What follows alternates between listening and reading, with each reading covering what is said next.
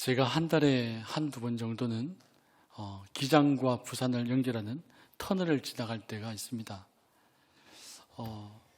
이 터널을 지나가면서 사실은 한 터널 시간 자체가 한 6분을 약간 넘는 것 같더라고요. 아주 긴 터널인데 이 터널을 지나갈 때마다 가끔 터널이라고 하는 영화가 생각이 날 때가 있습니다. 그 터널이나 영화를 생각 보면 터널이 완전히 무너지죠. 재난 영화인데 그러면서 많은 사건과 사고가 일어나는 이야기인데요. 그러면서 제가 생각해 볼 때 이 어둠이 우리에게 끝까지 이 어둠이 있다면 과연 우리는 살아낼 수 있을까? 이 어둠이 끝이 있다는 것은 하나님께서 우리와 함께 하심이 있기 때문에 그렇지 않을까? 그 6분의 시간 동안 터널을 지나가면서 그 위에 번호가 있잖아요. 그 번호를 봅니다. 얼마나 남았는지. 그러면서 하나하나 지나갈 때마다 끝이 보이겠구나. 이 터널을 나갈 수 있겠구나. 라는 것을 생각을 하게 됩니다. 우리가 성경을 보게 되면 이런 어둠과 같은 현상들이 많이 나타나는데 창세기 1장 2절 말씀을 보면 천지를 창조하기 이전의 어둠을 이야기하고 있습니다. 땅이 혼돈하고 공하며 흑암이 깊다라고 되어 있습니다. 그리고 또 요셉의 인생을 볼 때 형들에 의해서 팔려버렸죠. 노예가 되었습니다. 억울하게 누명을 쓰고 감옥에 갇혀버렸습니다. 그리고 성경 가운데 하나님이 절대 나타나지 않는 성경이 있습니다. 그 어디서도 하나님의 표현이 없습니다. 하나님의 그림자도 보이지 않는 성경이 있거든요. 에스더입니다. 에스더를 보면 하나님이 없는 것처럼 보여집니다. 그리고 창세기와 출애굽기의 그 간격 사이, 이 간격 사이에서 어떤 일이 있었는지 성경은 우리에게 보여주지 않습니다. 어둠으로 우리가 볼 수밖에 없겠죠. 그리고 구약과 신약의 사이, 신구약 중간사라고 하는데 이때도 하나님이 보이지 않습니다. 세상에서는 그때 드러난 것이 신들과 인간의 만남이죠. 신도 아니고 동물도 아니고 인간도 아니고 그리스 로마 신화 같은 그런 것들이 판을 치던 시대입니다. 또한 예수님께서 십자가 달려 죽으실 때에 엘리엘리 라마 사박다니 엘리엘리 라마 사박다니 아버지 어찌하여 나를 버리시나이까 할 때 하나님께서는 철저하게 침묵하셨습니다. 아무 말씀도 하지 않았습니다. 이는 성경 속에 드러나는 이 어둠을 볼 때에 우리 인생을 다시 한번 되돌아보면 우리가 살 때 아무리 부르짖어도 아무리 기도해도 하나님이 보이지 않을 때도 있습니다.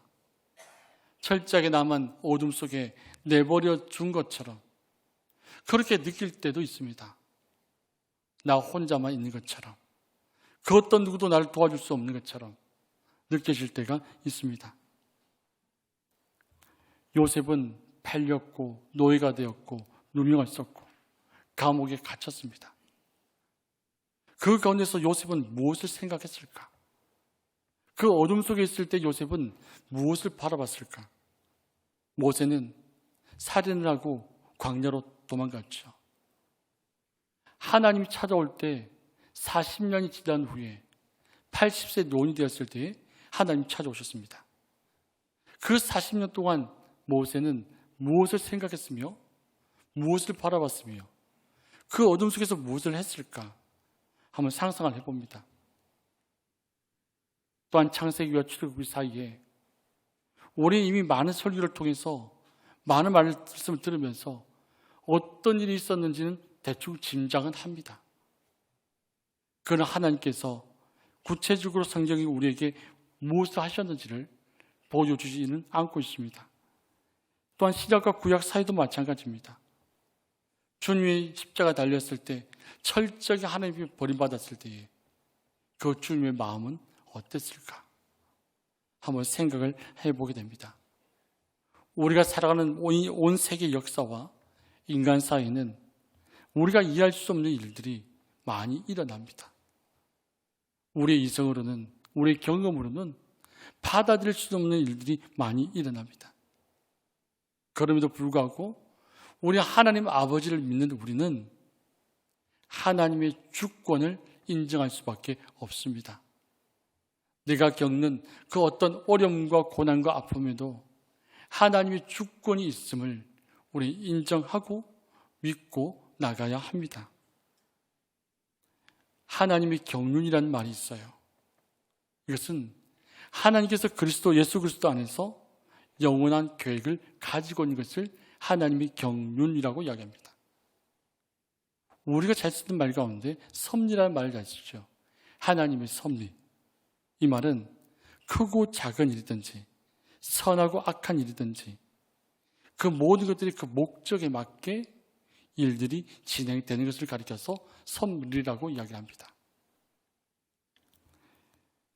우리가 북이스라엘, 남유다 그 멸망에 대해서 어떻게 생각하십니까? 하나님께서 이렇게 약속하셨는데 말씀을 한번 같이 찾아보시죠. 사무엘하 7장 15절 16절입니다. 구약성경 473면에 있습니다. 구약성경 473면에 있습니다. 사무엘하 7장 15절 16절입니다.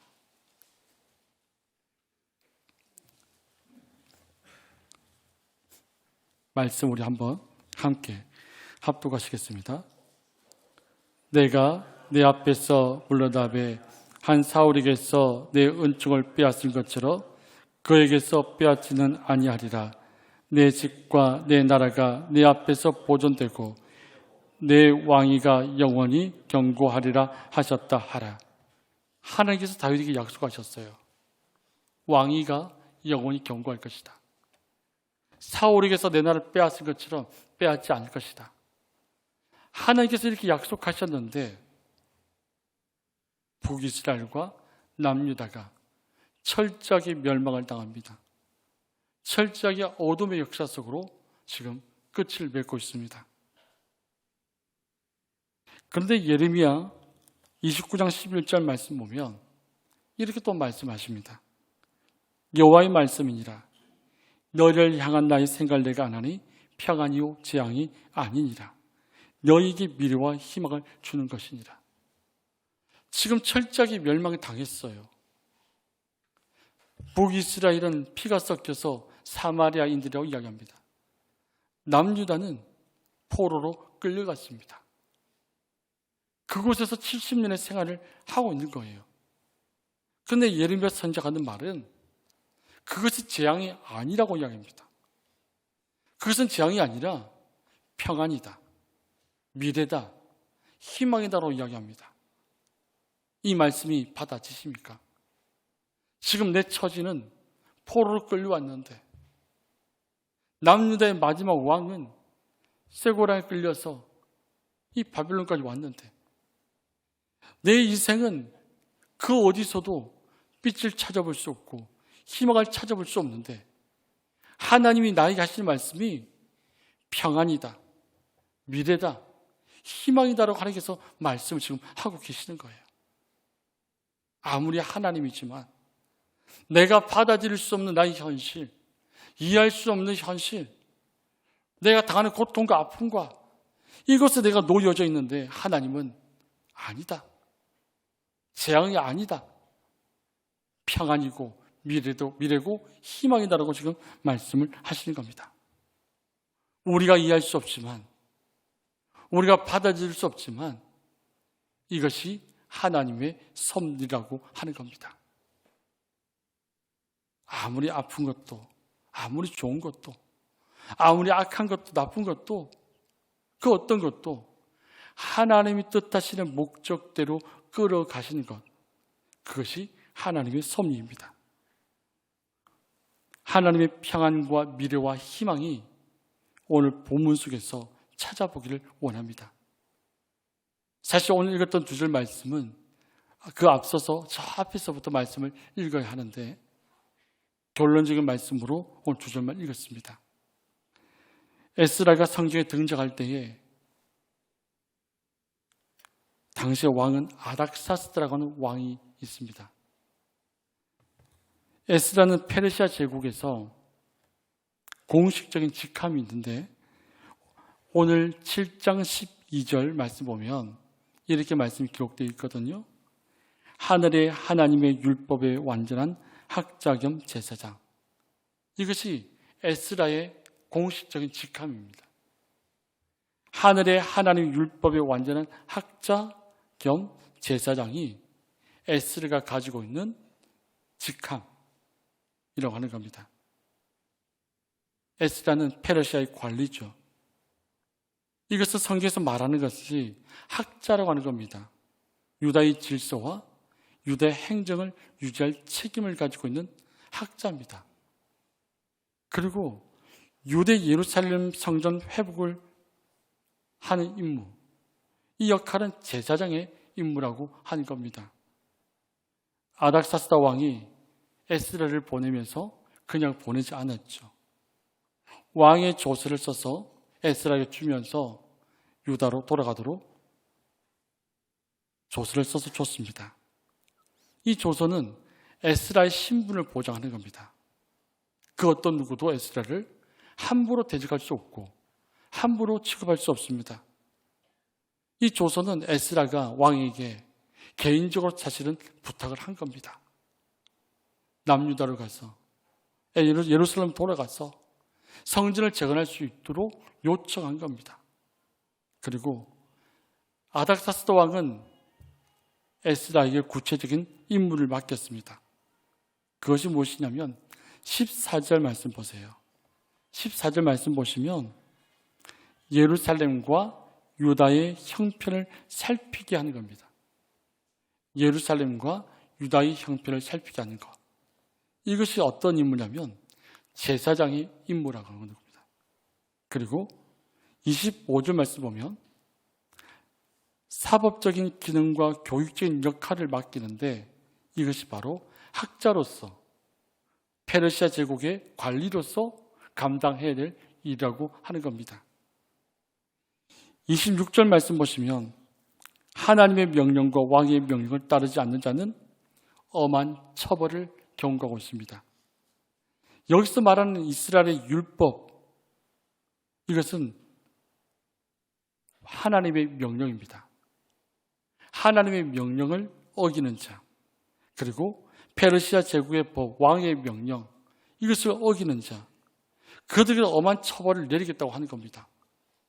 이것을 누가 말하냐면 페르시아 제국의 아닥사스다가 하는 말입니다. 하나님의 명령을 어기는 자, 페르시아 제국의 명령을 어기는 자, 그들에게는 엄한 처벌이 있을 것이라고 지금 조서를 쓰고 있습니다.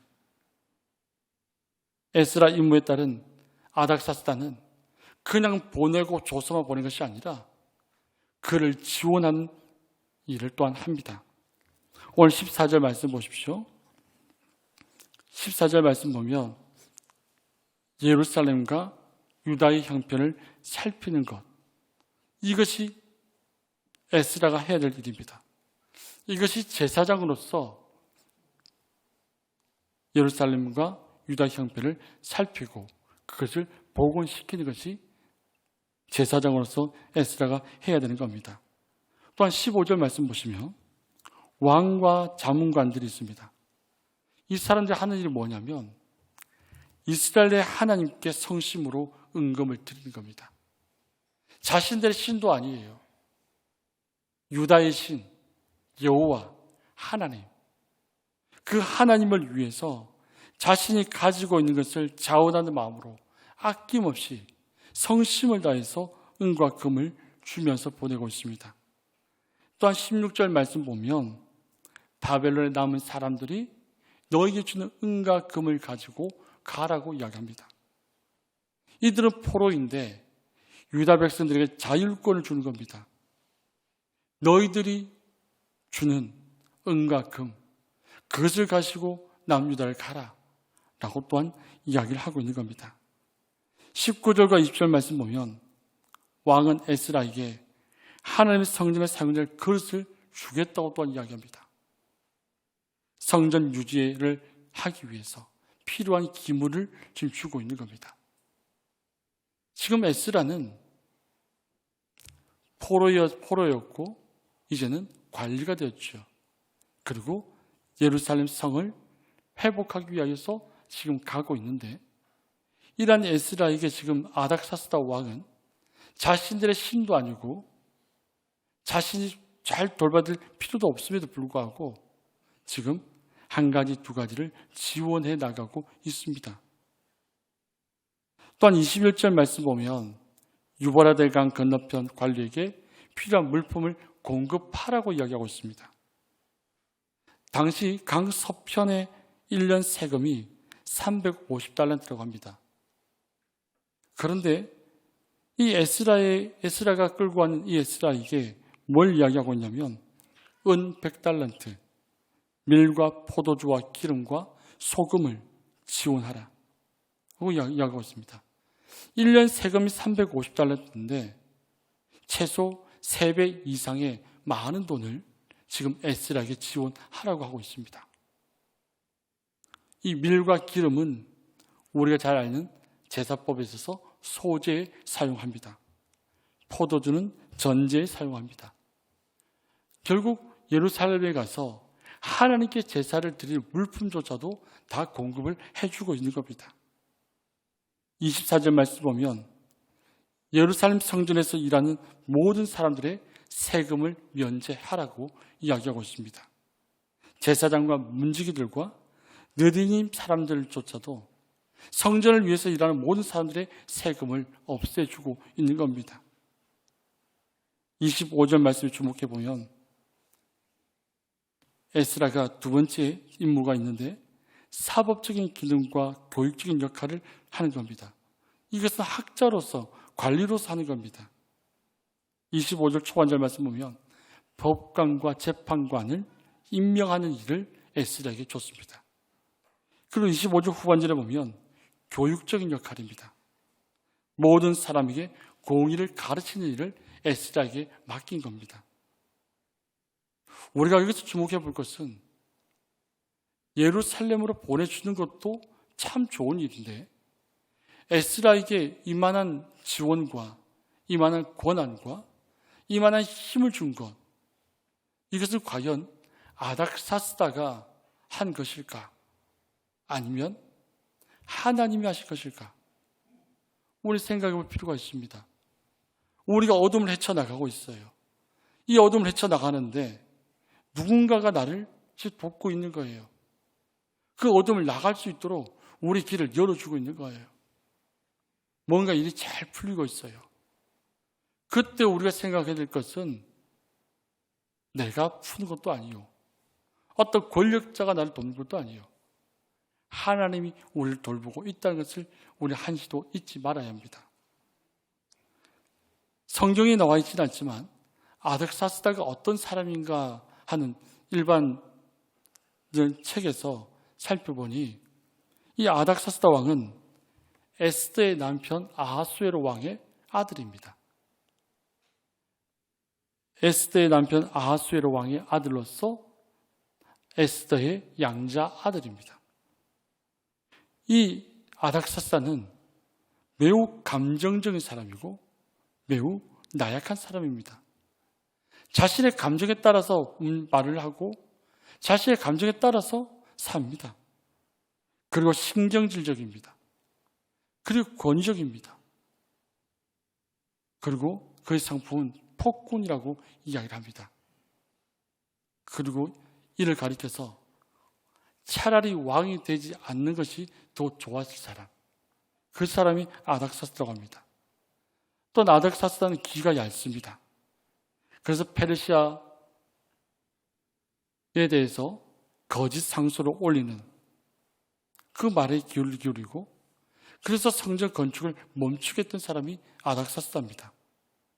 또한 어떤 일이 일어났을 때에 그는 대략적으로 그리고 감정적으로 깊이 생각하지 않고 순간순간 일을 결정하고 일을 풀어가는 사람입니다.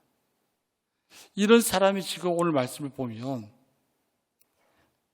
유다로 돌아가는 에스더에게 아주 구체적으로 필요한 것들을 조목조목 이야기하면서 지금 에스라를 돕고 있습니다. 이방 나라 왕이요, 그의 성품이 즉흥적이고 그의 성품이 악한데 하나님께서 이 지금 아닥사스다를 만지시면서 유다로 돌아갈 수 있는 모든 조건과 환경을 하나님께서 만들어주고 계시는 겁니다. 이러한 상황 속에서 에스라가 무엇을 하고 있습니까? 하나님을 찬양합니다. 그것이 오늘 본 말씀이에요. 내가 어둠 속에 놓여 있었지만, 노예로 끌려갔지만, 내가 이 바벨론에서 유다까지 돌아가는 길이 험난한 길인데 하나님께서 아닥사스다를 통해서 이 길을 헤쳐나갈 수 있는 방법과 모든 환경과 조건을 열어주셨음을 이야기를 하고 있는 겁니다. 그래서 아닥사스다를 바라보지 않습니다. 에스라는 아닥사스다의 호의를 바라보지 않고 하나님께 찬양과 경배를 드리고 있습니다. 우리 삶의 현실 속에서 내가 풀 수 없고 어려움 속에 있을 때, 이것이 잘 풀어지는 것 볼 때 하나님이 하셨구나, 하나님이 도우셨구나, 우리 이 사실에 주목하고 하나님을 찬양해야 합니다. 그리고 송축하라는 말 앞에 그 하는 말이 하나님의 역사하심이 또한 나오고 있습니다. 오늘 27절입니다. 하나님의 주권적인 역사를 이야기하고 있습니다. 하나님이 예루살렘을 아름답게 하기 위해서 아닥사스다의 마음을 만지셨고 아닥사스다를 사용하셨습니다. 하나님이 에스라로 하여금 왕과 대신들 앞에서 은혜를 받게 하셨습니다.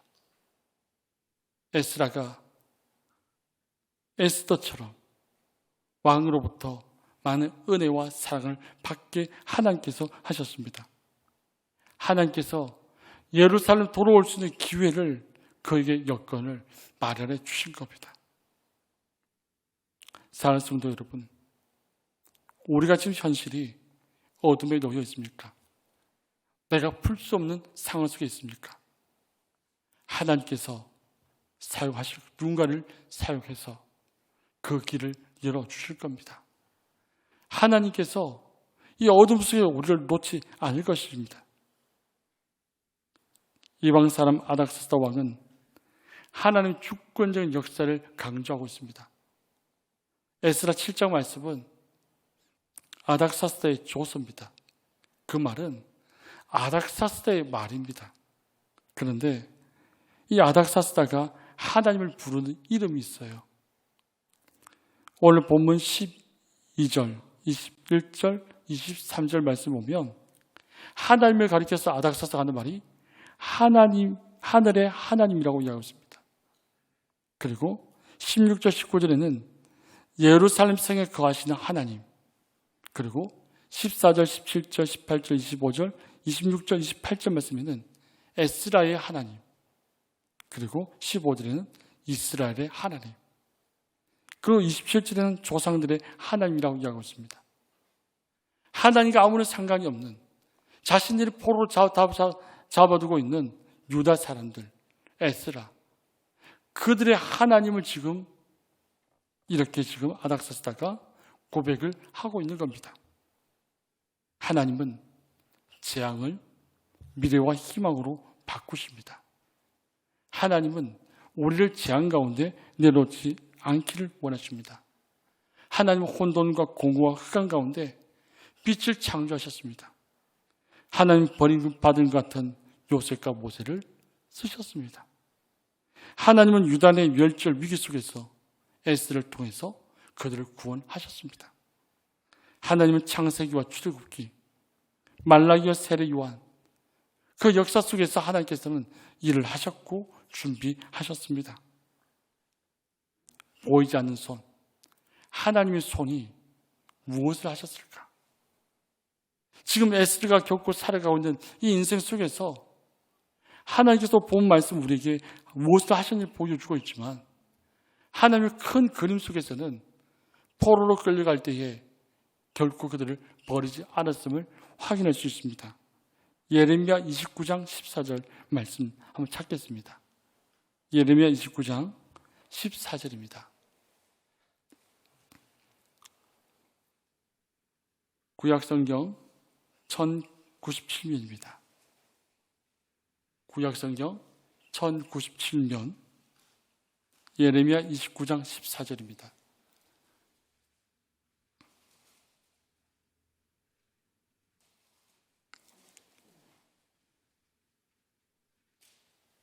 우리 말씀 함께 합독하시겠습니다. 이것은 여호와의 말씀이니라. 나는 너희들을 만날 것이며 너희를 포로된 중에서 다시 돌아오게 하되 내가 쫓아보냈던 나라들과 모든 곳에서 모아 사로잡혀 떠났던 그곳으로 돌아오게 하리라. 이것은 여호와의 말씀이니라. 아멘. 하나님은 그들을 어둠 속으로 내어보냈을 때에 그것으로 끝이다고 말씀하지 않으셨습니다. 그들에게 평안과 미래와 희망을 말씀하시던 하나님은 바로 이 이유 때문에, 하나님이 보이지 않는 손, 이 일 때문에 하나님께서 다시 내가 너희들을 불러 모을 것이다. 그래서 예루살렘으로 1차, 2차, 3차 귀환이 이루어지는 겁니다. 사랑하는 성도 여러분, 우리가 살아가는 인생 속에서도 하나님께서 우리에게 미래와 희망을 주십니다. 하나님께서 우리를 어둠에 버려두지 않으십니다. 내가 해결할 수 없는 그 어떤 어둠 속에 놓여 있을지라도 하나님의 섭리 속에 우리가 살아가고 있음을 기억하고 하나님의 주권을 인정하는 믿음을 소유할 수 있기를 주님의 이름으로 축복합니다. 기도하겠습니다. 살아계시고 역사신 아버지 하나님, 하루하루 살아가면서 1년 1년 살아가면서 우리에게 일어나는 많은 어려움들, 많은 공포들, 어두움들, 그것에 놓여 있음을 우리 한탄하고 우리 슬퍼하며 애통해합니다. 그러나 하나님께서 하나님의 자녀인 우리를 버려두지 않으시고 하나님의 주권 가운데 하나님의 섭리로 일을 하고 계심을 믿습니다. 우리는 두 손을 놓고 앉아있을지라도, 울고 앉아있을지라도 하나님은 이미 일하고 계시며 하나님이 이미 준비하고 계심을 우리가 믿음으로 믿습니다. 아버지 하나님, 이 자리에 모여있는 주의 성도들을 기억하여 주시고 그들의 삶을 주관하시고 삶을 다스려 주시옵소서. 어떤 어둠 속에 있을지라도 하나님께서 개입하셔서 하나님께서 다스려 주시고 미래와 희망을 바라보게 하여 주시고 다시 회복시키시던 그 하나님을 소망하게 하여 주시옵소서. 우리 삶의 주인 되시며 우리의 힘과 능력 되신 예수님 이름으로 기도합니다.